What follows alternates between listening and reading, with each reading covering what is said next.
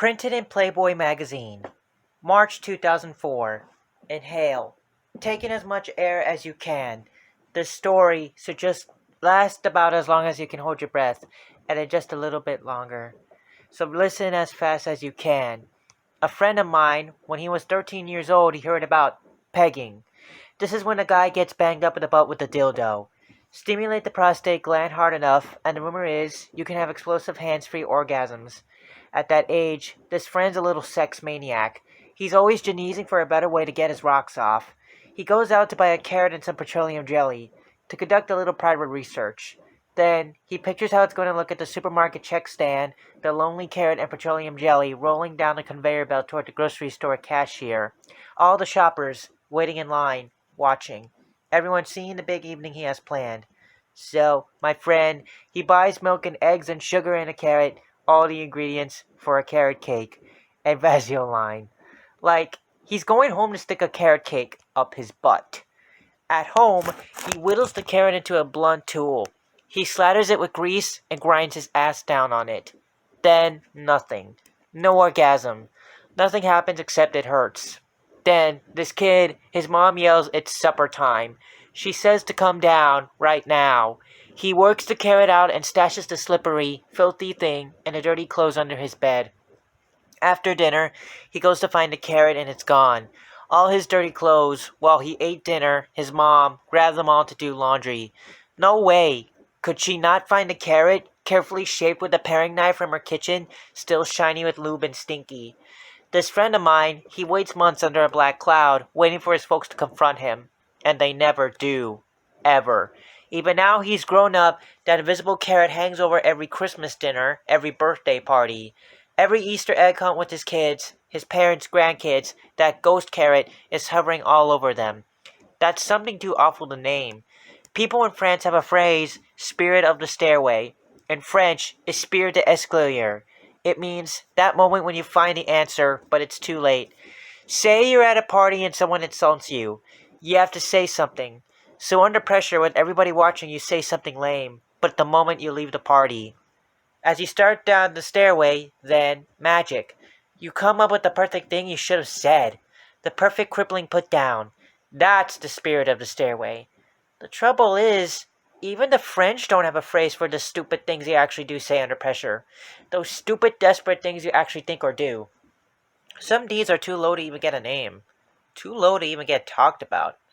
Looking back, kid psych experts, school counselors now say that most of the last peak in teen suicide was kids trying to choke while they beat off. Their folks would find them a towel twisted around the kid's neck, the towel tied to the rod in their bedroom closet. The kid dead. Dead sperm everywhere. Of course, the folks cleaned up. They put some pants on their kid. They made it look better. Intentional, at least. The regular kind of sad teen suicide. Another friend of mine, a kid from school, his older brother in the Navy said how guys in the Middle East jack off different than we do here. This brother was stationed in some camel country where the public market sells what could be fancy letter openers. Each fancy tool is just a thin rod of polished brass or silver, maybe as long as your hand, with a big tip at one end, either a big metal ball or the kind of fancy carved handle you see it on a sword. This Navy brother says how Arab guys get their dick hard and then insert this metal rod inside the whole length of their boner. They jack off with the rod inside, and it makes getting off so much better. More intense. It's the big brother who travels around the world, sending back French phrases, Russian phrases, helpful jack-off tips. After this, the little brother one day, he doesn't show up at school. That night, he calls to ask if I'll pick up his homework for the next couple of weeks, because he's in the hospital. He's got to share a room with old people getting their guts worked on. He says how they all have to share the same television. All he's got for privacy is a curtain. His folks don't come and visit. On the phone, he says how right now his folks could just kill his big brother in the Navy. On the phone, the kid says how, the day before, he was just a little stoned. At home in his bedroom, he was flopped on the bed. He was lighting a candle and flipping through some old porno magazines, getting ready to beat off. This is after he's heard from his Navy brother. That helpful hint about how Arabs beat off. The kid looks around for something that might do the job. A ballpoint pen's too big. A pencil's too big and rough. But drip down the side of the candle, there's a thin, smooth ridge of wax that just might work. With just the tip of one finger, this kid snaps the long ridge of wax off the candle. He rolls it smooth between the palms of his hands, long and smooth and thin. Stoned and hoary, he slips it down inside, deeper and deeper into the piss slit of his boner. With a good hank of the wax still poking out of the top, he gets to work. Even now, he says those Arab guys are pretty damn smart. They've totally reinvented jacking off. Flat on his back in bed, things are getting so good, this kid can't keep track of the wax. He's one good squeeze from shooting his wad when the wax isn't sticking out anymore. That wax rod, it slipped inside. All the way inside. So deep inside, he can't even feel the lump of it inside his piss tube. From downstairs, his mom shouts it's supper time. She says to come down, right now. This wax kid and the carrot kid are different people, but we all live pretty much the same life. It's after dinner when the kid's guts start to hurt. It's wax, so he figured it would just melt inside him and he peed it out. Now his back hurts. His kidneys. He can't stand straight. This kid talking on the phone from his hospital bed. In the background you can hear bells ding, people screaming. Game shows. The x-rays show the truth. Something long and thin, bent double inside his bladder. This long, thin V inside him, it's collecting all of the minerals in his piss. It's getting bigger and more rough coated with crystals of calcium. It's bumping around, ripping off the soft lining of his bladder, blocking his piss from getting out.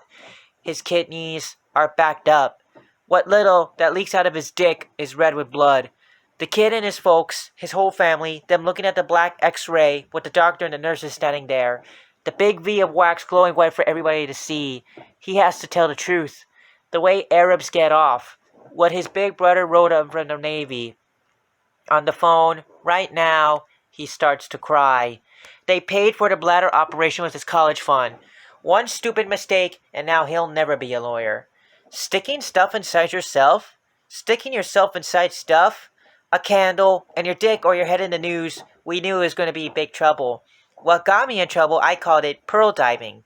This meant whacking off underwater, sitting on the bottom of the deep end of my parents' swimming pool. With one deep breath, I kick my way to the bottom and slip off my swim trunks. I sit down there for 2, 3, 4 minutes. Just from jacking off, I had huge lung capacity. If I had the house to myself, I'd do this all afternoon.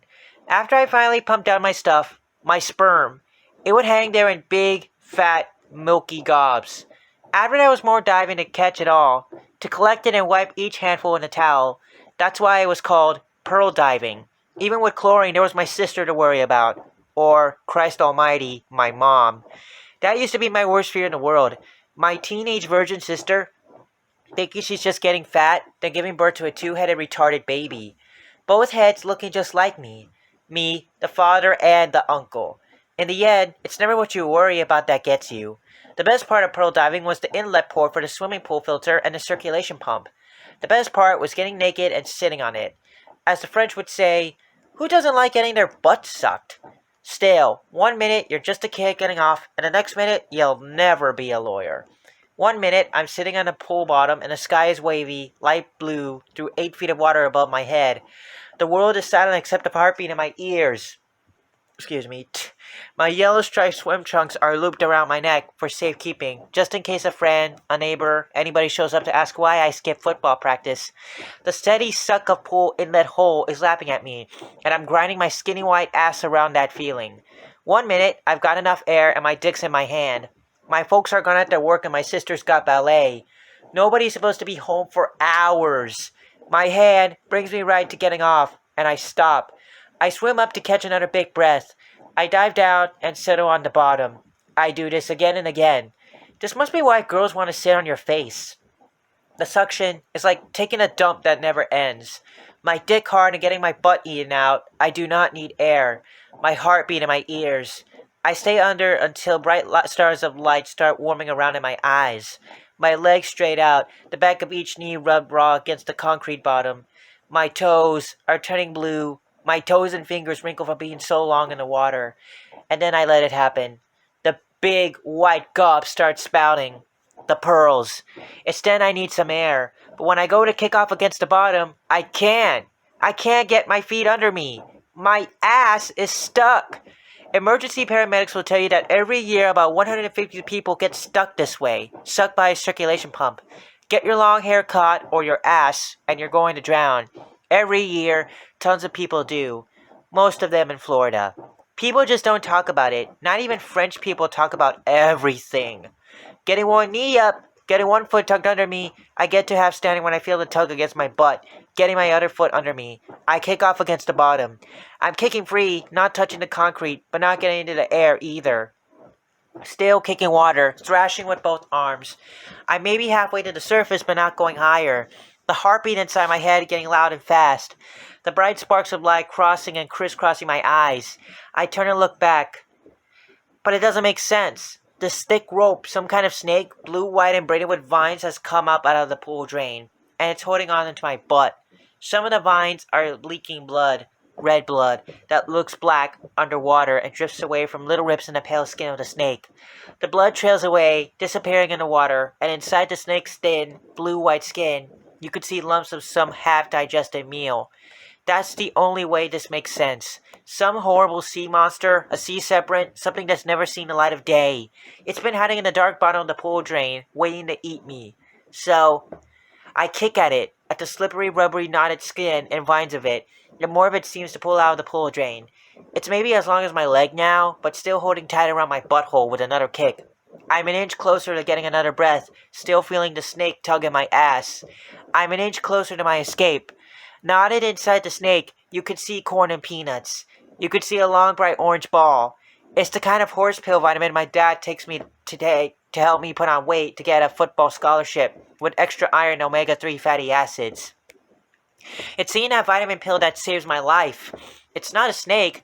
It's my large intestine. My colon pulled out of me. What doctors call prolapse. It's my guts sucked into the drain. Paramedics will tell you a swimming pool pump pulls 80 gallons of water every minute. That's about 400 pounds of pressure. The big problem is we're all connected together. Your ass is just the far end of your mouth.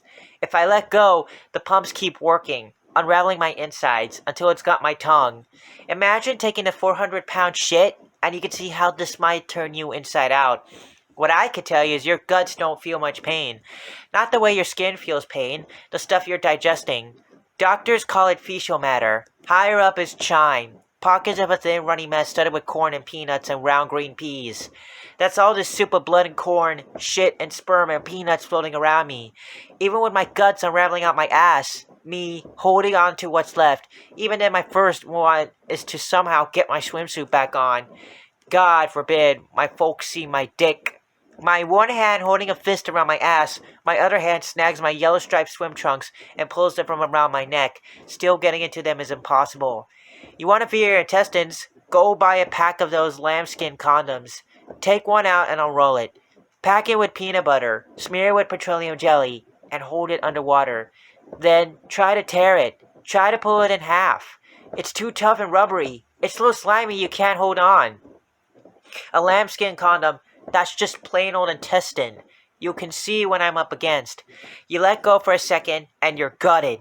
You swim for the surface for a breath, and you're gutted. You don't swim, and you drown. It's a choice between being dead right now or a minute from right now. What my folks will find after work is a big naked fetus, curried in on itself, floating in the cloudy water of their backyard pool, tethered to the bottom by a thick rope of vines and twisted guts. The opposite of a kid hanging himself to death while he jacks off. This is the baby they brought home from the hospital 13 years ago. Here's the kid they hope would snag a football scholarship and get an MBA. Who'd care for them in their old age? Here's all their hopes and dreams, floating here, naked and dead, all around him.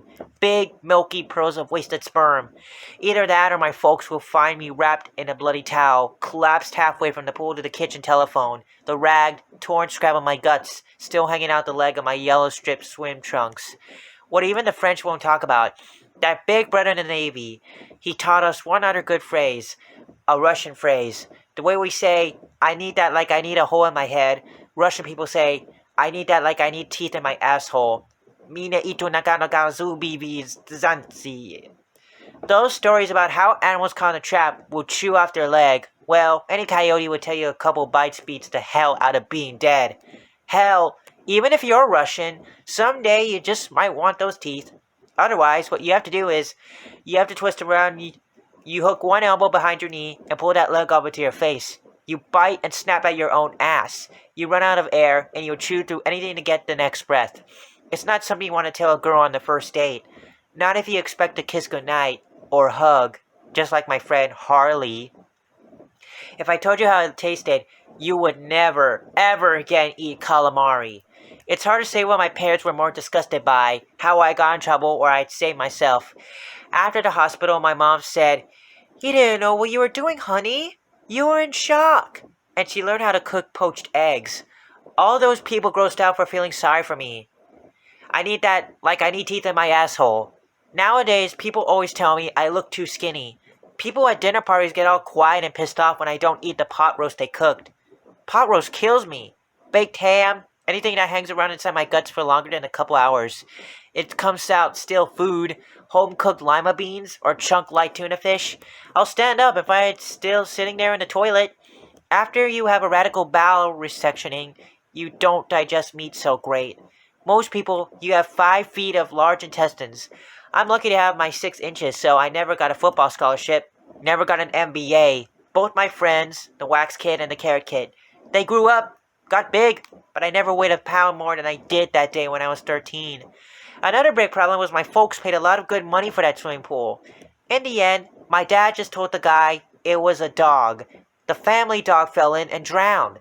The dead body got pulled into the pump, even when the pool guy cracked open the filter casing and fished out a rubbery tube. A watery hank of intestine with a big orange vitamin pill is still inside. Even then, my dad just said, "That dog was fucking nuts." Even from my upstairs bedroom window, you could hear my dad say, "We couldn't trust that dog alone for a second." Then my sister missed her period. Even after they changed the pool water, after they sold the house, and we moved to another state. After my sister's abortion, even then my folks never mentioned it again. Ever. That is, our invisible carrot. Now you could take a good deep breath. I still have not. End.